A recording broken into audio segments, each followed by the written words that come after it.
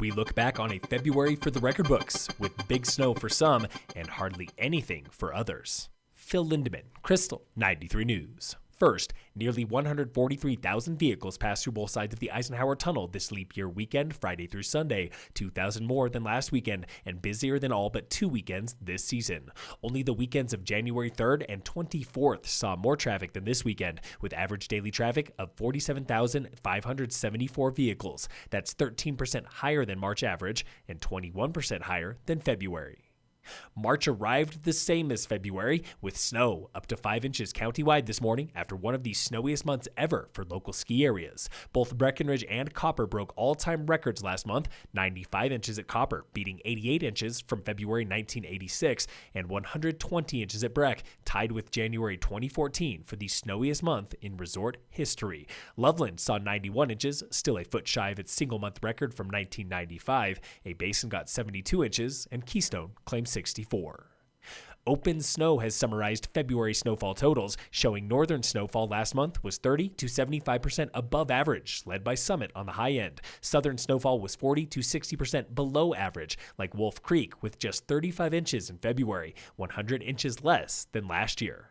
Breck was the first resort to claim 300 inches of snow this winter, and they are now up to 326 inches, just about 2 feet short of the season-long average, with at least 2 months left to go. Colorado's Snowpack is looking healthy, especially in Summit and the Colorado River Basin, where Snowpack is 117% of average today, with a high of 140% at Hoosier Pass. Search and rescue volunteers could see a little love from a new statewide bill introduced last month by a slate of elected officials from mountain towns. The Colorado Sun reports on Senate Bill 130, which, if passed, studies all 46 search and rescue teams to learn more about their funding, staffing, and challenges. Summit Representative Julie McCluskey co-sponsored that bill, along with former County Commissioner Dan Gibbs, now Director for the Department of Natural Resources. In the end, if that bill passes, it could help search and rescue teams get more support from the state.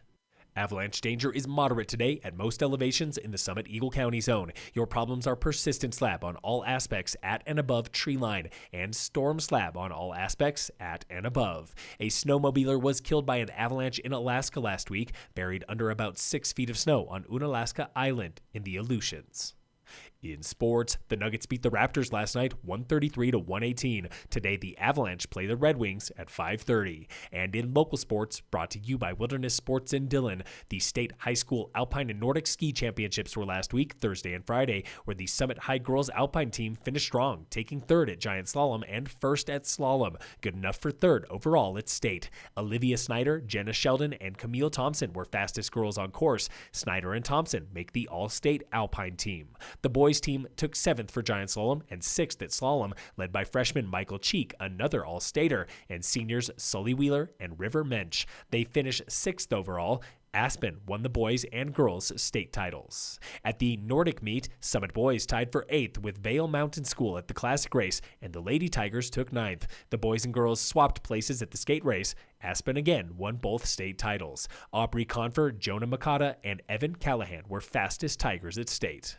This afternoon is the weekly Bubblegum Race Series at Frisco Adventure Park with free untimed ski and snowboard racing for kids and adults. Registration begins at 4 p.m. Racing starts at 5.